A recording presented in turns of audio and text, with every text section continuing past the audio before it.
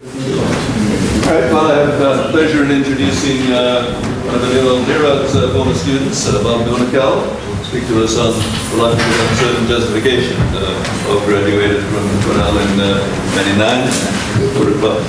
So I was fortunate to be at Cornell at a very exciting time in the late 90s, where I had the opportunity to work with Professor Nerode, but also to take some classes with Artemoff and read some of the earliest drafts of the landmark BSL paper on explicit proofs in logic, that's sort of the seeds of justification logic. So it is an honor to be here in such august company and a pleasure to be speaking on such a happy occasion. Thank you. Okay, so the talk, the results I have are relatively minor, relatively preliminary, so I'm going to be focusing mostly on just trying to give an intuition for justification logic in an epistemic setting, in particular in a belief setting, as opposed to justifications as proofs in a sort of arithmetic setting. I've had the good fortune to teach a philosophy of mathematics course with a member of our philosophy department last year, and so I've been in touch with folks in the philosophy department, and in fact just happened to mention the justification logic as my area of research, and one of the students from that course last year went to Stanford Encyclopedia shortly after the article was published, looked it up, sought me out, and I was able to work with him, a senior philosophy undergraduate, on logic of justifications this past semester in an independent study. So the word is getting out a little bit, and this was his impetus. So that was a great pleasure for me.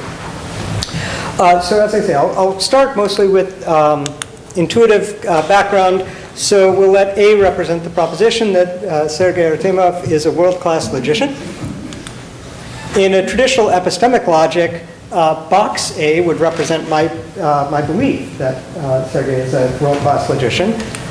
But if we let T represent the totality of my interactions with Professor Artemov over the last 15 years, then in justification logic, we would say that T colon A, T justifies A, would signify that my interactions justify my belief in his quality as a logician.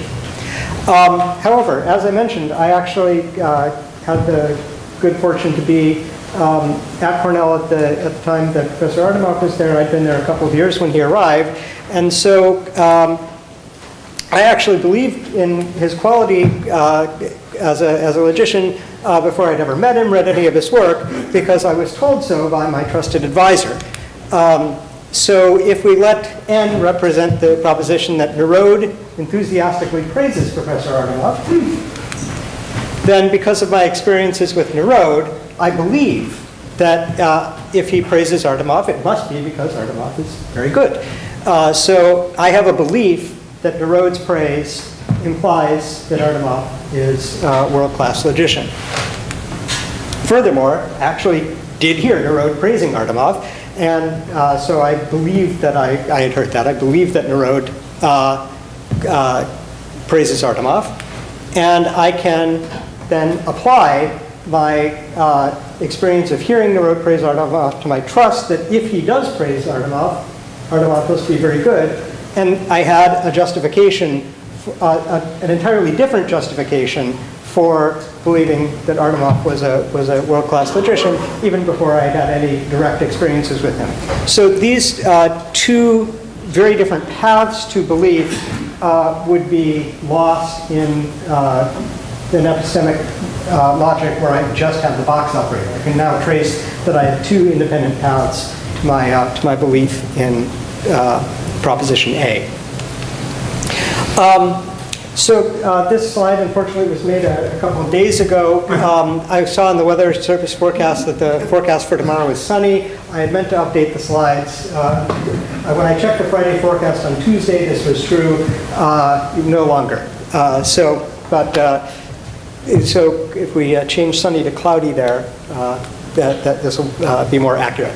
We'll call this experience V. And again, we saw the sum operator yesterday, but just to put it in a very, very concrete context of logic of belief, If I combine my visit to the National Weather Service website with my experience with Professor Artemoff over the last 15 years, those two together can serve to justify my belief in his quality as a logician. I'm not going to talk about introspection today, but just to sort of complete the triad of the most important operators within the context of justification logic. I could also reflect on my own experiences, and my introspection would justify the fact that I do believe that Professor Artemoff is a world-class logician. So I mentioned my student Brett, who approached me earlier this academic year. Oh, I'm sorry. That'll come back in a second. I do want to just formalize things a little bit. We're going to have a language for justification logic. There was a little bit of discussion about the relationship between the logic of proofs and S4 yesterday. What we're going to be looking at today is the explicit version of the basic normal modal logic K, the basic tricky logic of pure belief. So just to set up a very, very quick formal tour here, we'll have some propositional variables. Our Boolean basis will just be falsum and implication. We'll also have some justification variables. These can stand in for any sort of reasons for believing particular formulas or propositions. We'll have justification constants, whose role I'll explain in just a moment. And then we'll have the connectives, whose use was illustrated just a moment ago, this sum operator, which is an aggregation of justifications, and the application operator. And we'll use S and T to represent justification terms more generally, and F and G to represent formulas. So the set of axioms and rules here is quite simple. We'll take any set of propositional axioms and modus ponens for the Boolean portion of this, or for classical portion of this. And then we'll have two schemes. One saying that if I have one justification for believing that F implies G, and another justification for believing F, then the application provides my justification for believing G. And then two schemes for sum, saying that if I aggregate justifications, certainly each thing that was justified by either part of the aggregate, it continues to be justified. So what is the role of the constants here? Their role is to justify my belief in my axioms. So not only is A implies B a true, but I believe that it is true, and I'll use this particular constant, the C0, to justify that belief. But it's not only classical tautologies that are axioms here. I might also have another constant, C1, that justifies belief in a particular instance of the application scheme and so forth. The details of which constants justify which axioms can lead to a great deal of complexity. We heard about Kuznets' theorem the other day that we cannot get around having constants which have to justify formulas which contain those constants and so forth. The constants are not going to play any significant role in what I'm going to mention today, or at least the parts of it that I'm going to explain. They do play a role in a couple of the theorems that I'm going to state, but we won't get into the details. K and J is not self-referential. We can get away without the self-referentiality on the in K. theoretical ground. Yeah. Okay. I should have known that. But, okay, so you're justified in believing that self-referentiality doesn't play any role in this particular case. Fair enough, thank you. Okay, and just what I'm calling here a ridiculously brief account of the semantics. And again, this was alluded to in Professor Artemov's talk yesterday. Because we're not dealing with the full logic of proofs, the explicit version of S4, just of K, will have fewer conditions than we would otherwise. But what we do in essence is take a crypty frame and combine it with an admissible evidence function. This admissible evidence function takes a justification term and a formula and returns a set of worlds at which that particular term will serve as justification for that formula.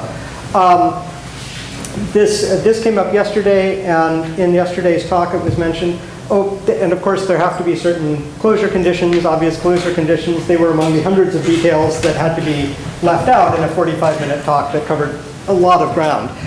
Since I'm covering a much smaller piece of ground, I will mention a couple of the closure conditions that need to be satisfied here. If we have, and these are exactly what you would expect to need to satisfy our axioms. So in any world that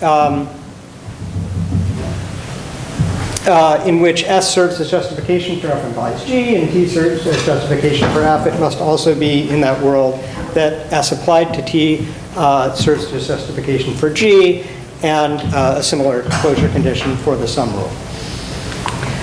There are also conditions relating to constants. Again, we'll leave those aside for right now.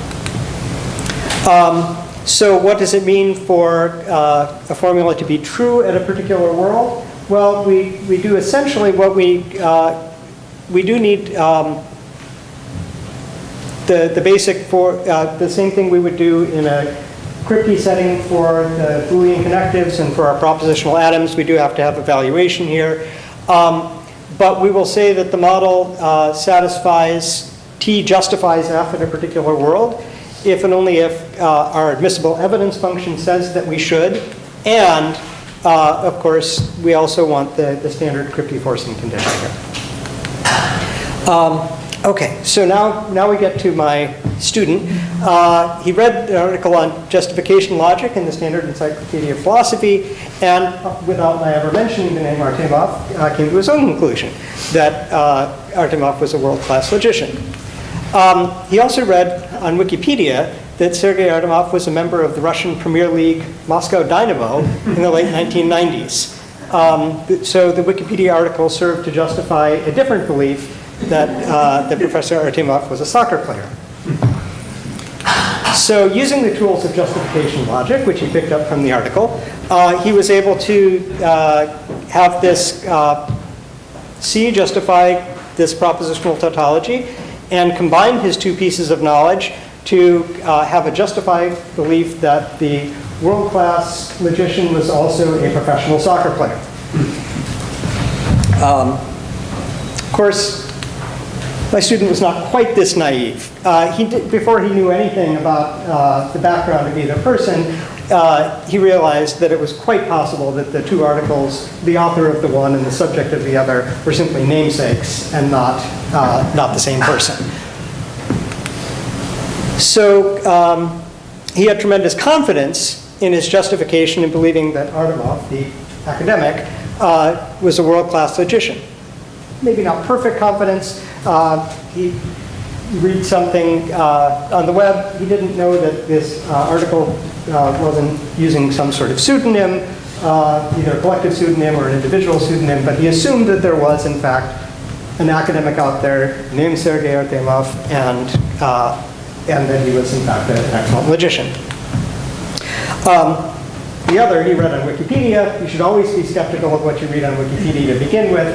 But he also understood that the most likely explanation for this was that he was reading about two different people who happen to have the same name. So didn't dismiss it entirely, but thought probably fairly unlikely.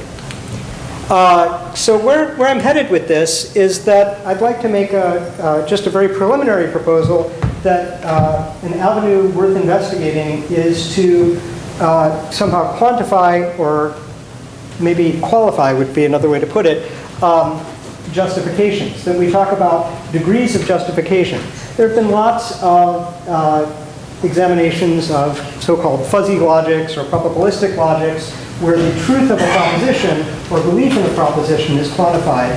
What I'm suggesting is something a little bit different, which is that not the degree of one's belief that the degree of uncertainty for a particular justification of a proposition be quantified somehow.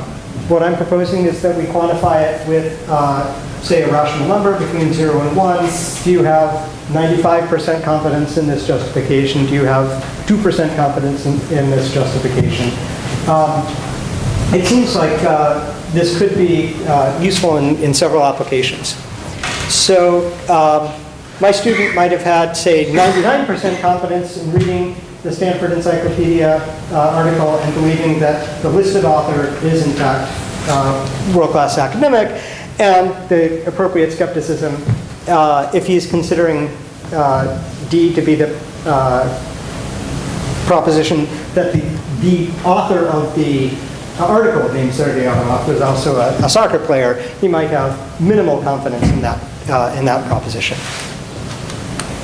So if we were to do this, it would be a fairly straightforward matter to append our axiom schemes so that if we have P-level confidence in our justification S for F implies G, and R-level confidence in our justification T for F, that we take the minimum of those two, so that in a chain of reasoning, the chain will be no stronger than its weakest link. And that so the S applied to T would have the minimum of those two as our degree of confidence in justifying G. The sum schemes, all I did was append an R down here. There's no need to alter those in any meaningful way. In our axioms, we would have perfect confidence.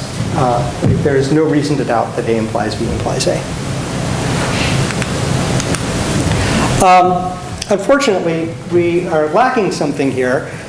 If we took this proposed logic and simply stripped away the degrees of confidence, we wouldn't be able to get J back. Certainly, it would be contained within J, because all I did was take my axiom schemes and put little subscripts on.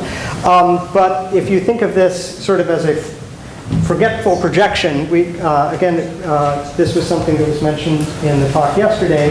If you take all justification terms in the logic of proofs and replace them with box, we recover the full S4, but that was not true if you leave the sum operator out. The projection of the sum axiom schemes is trivial, but the sum axiom schemes are necessary in the more explicit logic. If we're going to make things even more explicit here, we have to have another scheme whose projection down, let me get to the problem and then I'll get to the solution. So we have the problem here that the modal theorem, box A or box B, implies box A or B, so a belief in A or a belief in B implies a belief in their disjunction, is realized by the justification logic theorem. X justifies A or Y justifies B. And we have this complex justification term for our justification and belief of A or B. And this is very closely related to the illustration that was given yesterday for the necessity of plus in S4, or the realization of S4. We have the same necessity for plus in our realization of K here. The problem here is that if we have different levels of justification, different levels of confidence, rather, in our justifications for A and B, we're not going to be able to use the same strategy to combine them. If we went with exactly the same sort of proof that we had for this formula in the pure justification logic J, we would have C1.x justifying A or B with one level of confidence, C2.y justifying A or B with a different level of confidence, and we'd have no way of combining the two propositionally.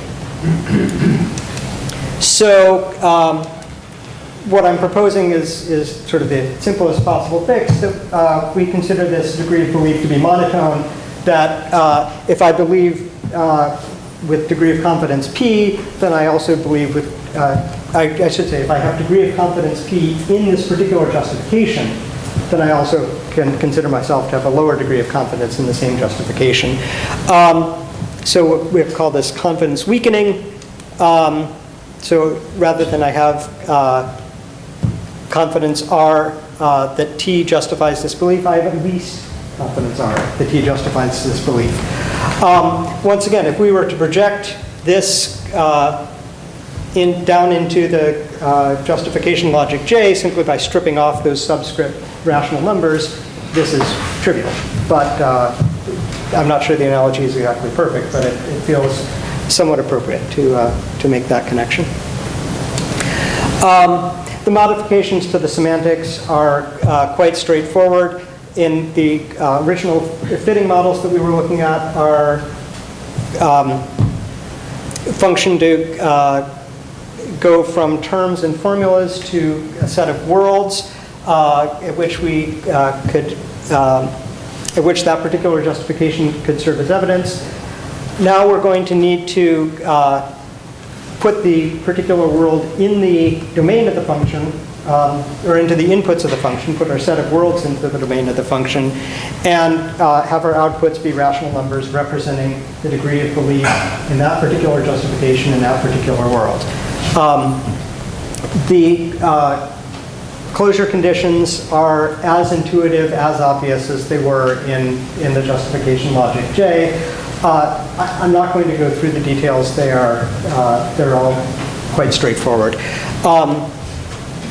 It appears that all the standard arguments for soundness and completeness carry through without any difficulty once the appropriate and obvious modifications have been made to the definition of admissible evidence functions.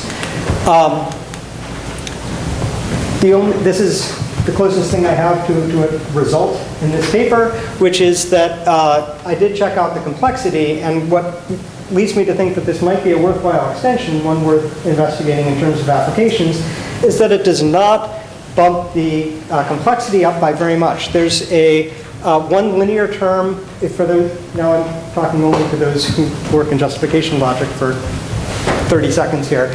In Kuznets' star CS derivability algorithm, a linear term has to become quadratic, but I think that's the only change that needs to be made. So the complexity does not go up by very much at all.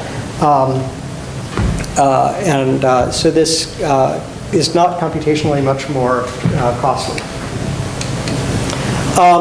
However, I relied on the cliche that a chain is only as strong as its weakest link. Uncertainties in a chain of reasoning accumulate differently. If I have only 20% confidence in one justification, only 20% confidence in a different justification, if I put the two together, I would not necessarily have 20% confidence in their aggregation.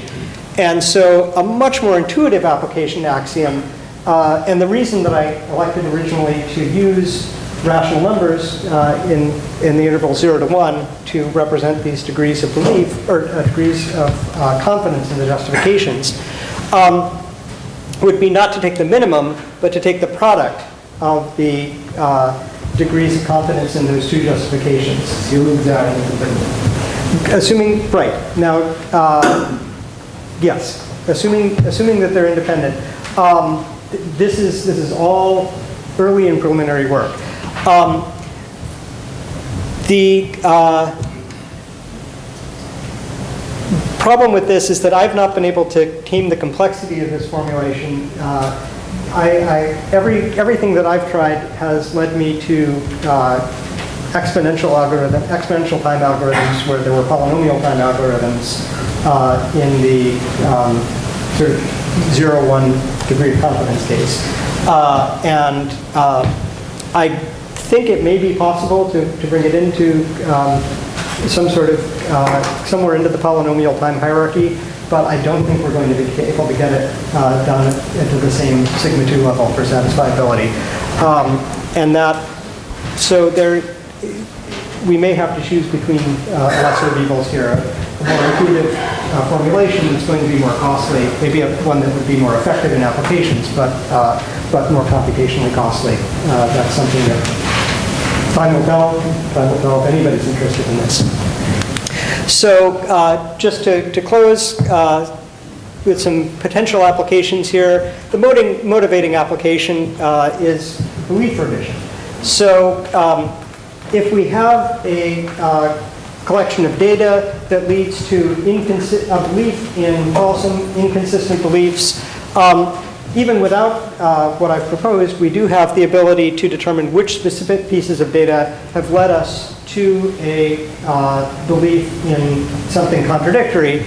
But now we might be able to take a couple of different perspectives on that. One is that if we have a belief in something contradictory, but it is a belief that is in which we have very, very little confidence in the justification for that, maybe we let it go. Maybe if we're in an application where we are interested in real time, we're interested in speed, we may say, this is something's awry in my belief system, but it's something which I think is very unlikely, and unless something blows up on me, I'm going to move forward.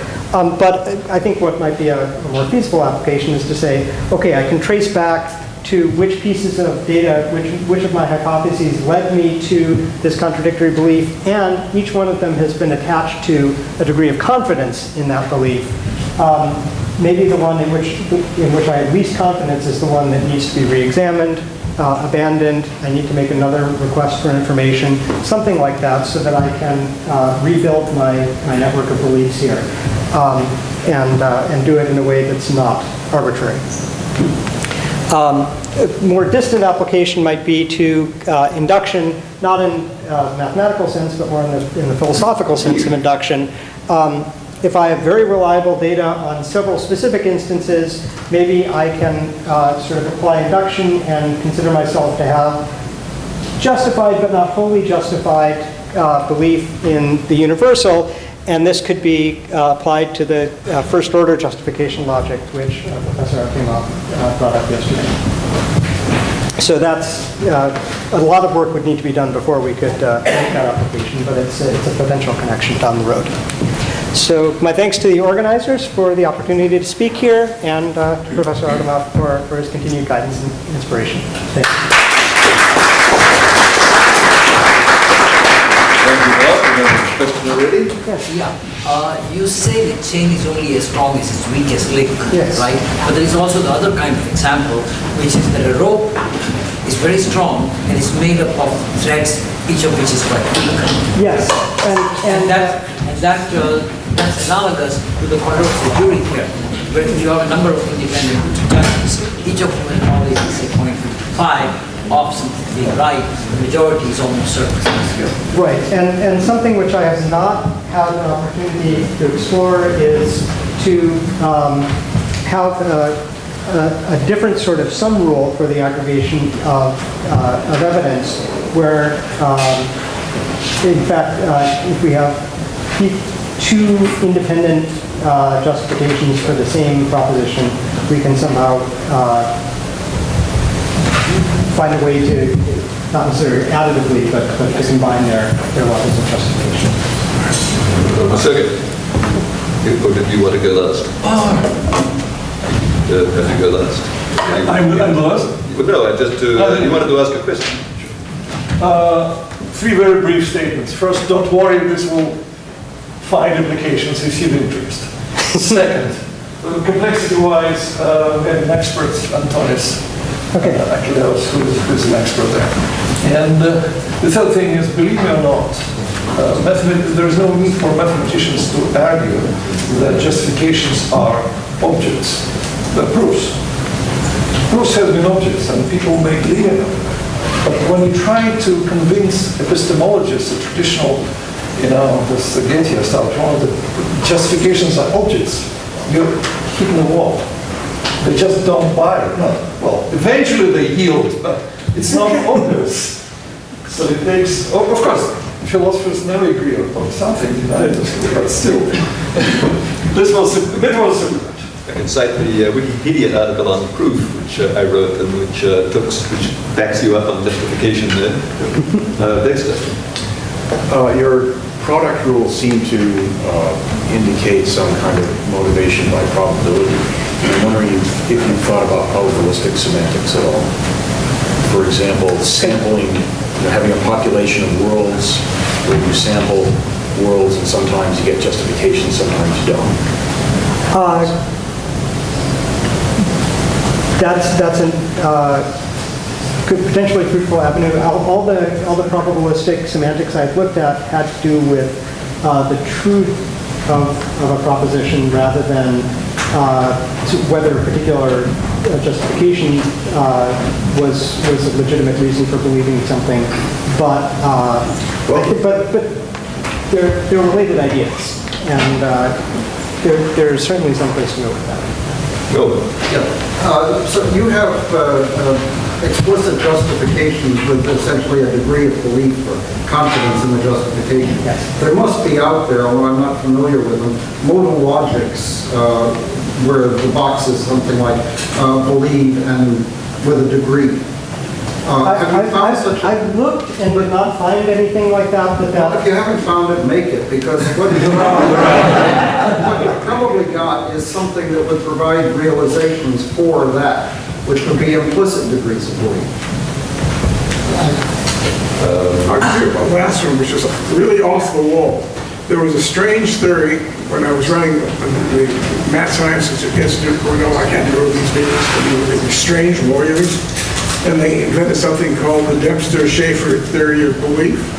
Yes. Well, it fits into the second formula. In other words, what you do is take a probability measure on a power set of the set that you actually want to observe. And when you do that, you get to multiply the probabilities. And the applications the military were making for recognizing faces. Because the faces don't have much to do with each other. And there are a lot of them. Right, so. So I lost some sleep last night wondering what would lead us to justify our belief in the consistency of certain rather large cardinals.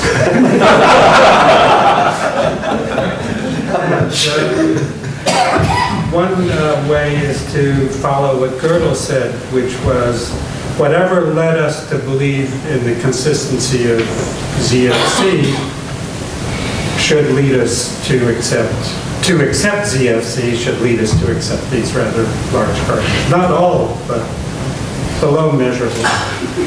And the other suggested in the talk by Harvey yesterday was that we have a concrete pi01 statement whose truth is equivalent to the consistency. And we might have some computer experiments, which I gather would be to check number by number whether that pi01 statement is true. Now, it would seem that each time we verify it at 0, at 1, at 2, that increases but if that increases our degree of confidence in the consistency, it would seem that we continue on, we go up to infinity, right? Every time we're adding. Well, if it were strictly... Or is it just adding 1, a half, a quarter? We would need to... How does it work for a single statement, a single universal statement? That's my question. I haven't gotten there yet, I think is the answer. But that would go to what Professor Parikh was You're going to help me... There is something more subtle here that's going on that was being suggested. The data, the universal quantifier outside is not over integers so much as over graphs. So you could randomize it, attempt to do things like randomize the input. There's more structure in the input than just an integer. That may be part of your thinking, could be part of the story. I say could be part of the story, I didn't say it was. And I think with that, do it. We should move on to Anil's talk. Okay. So experimentally randomize or partially randomize the input based on experimentation. And then the output in this case is also a file, not just a yes, no. So there's more structure there that might, I just use the word might, make it more convincing. So we might stumble upon the continuum hypothesis or its falsity. So we should move on. I'll be here this afternoon, tomorrow, if anybody has questions offline. So thank you.